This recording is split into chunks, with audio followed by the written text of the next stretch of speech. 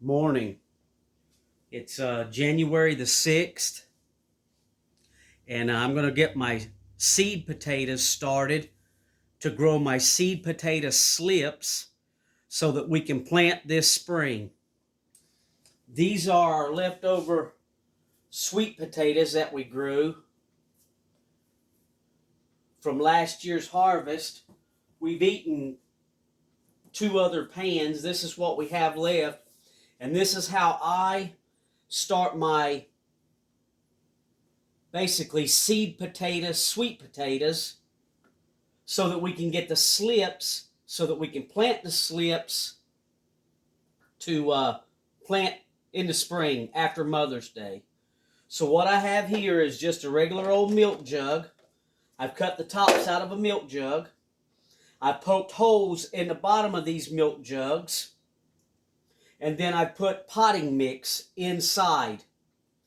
And you want to use potting mix, not potting soil. There is a difference. Potting mix is more sphagnum peat moss and perlite, and it wicks up the water from the bottom.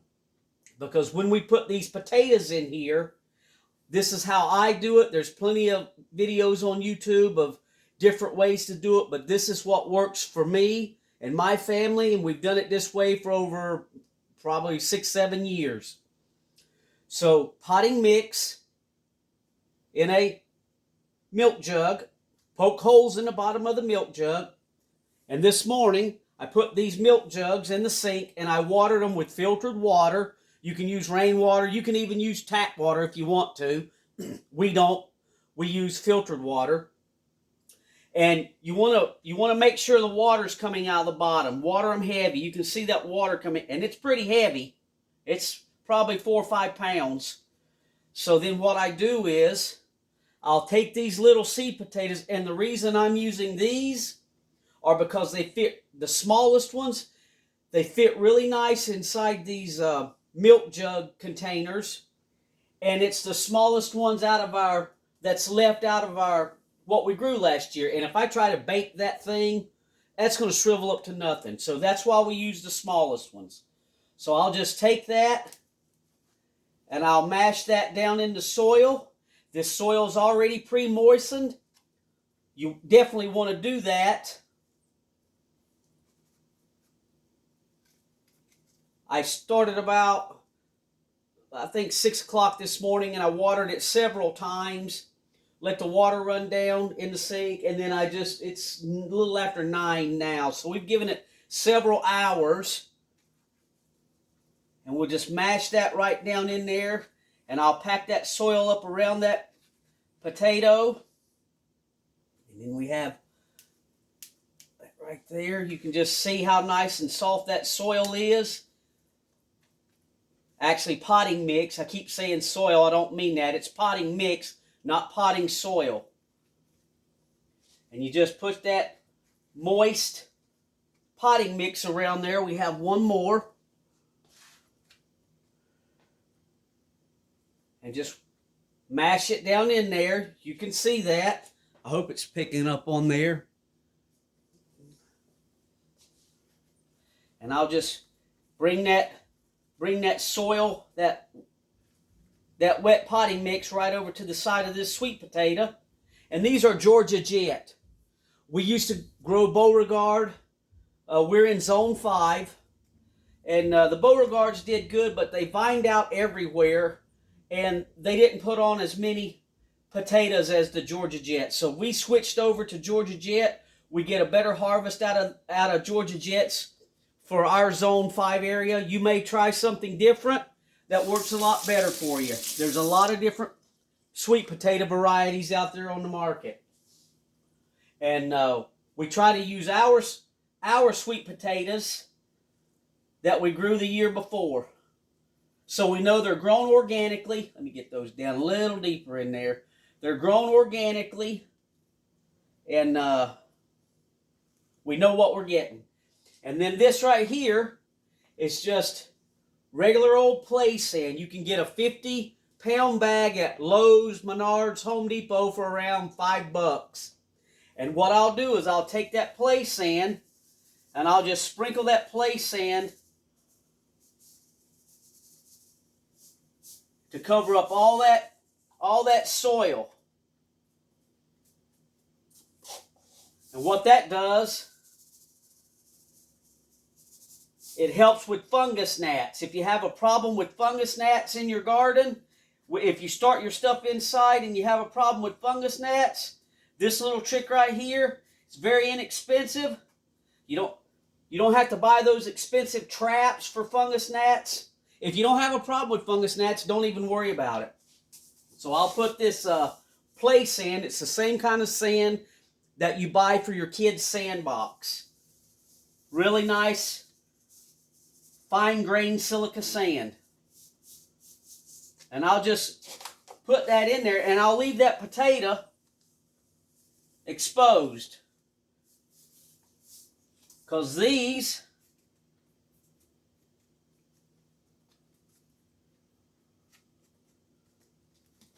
are going to go straight underneath our grow lights we have set up already. And our grow lights, you know, we start them this early in the spring, or actually in the winter time. So by the springtime, we've got a nice selection of sweet potato slips. Lord willing, and they make it. They may not. I usually use a bigger potato. And I was using, I went to the dollar store last year and I bought lasagna pans. You can get a 2-pack for a couple bucks. And then I put the larger potatoes like this size in a lasagna pan.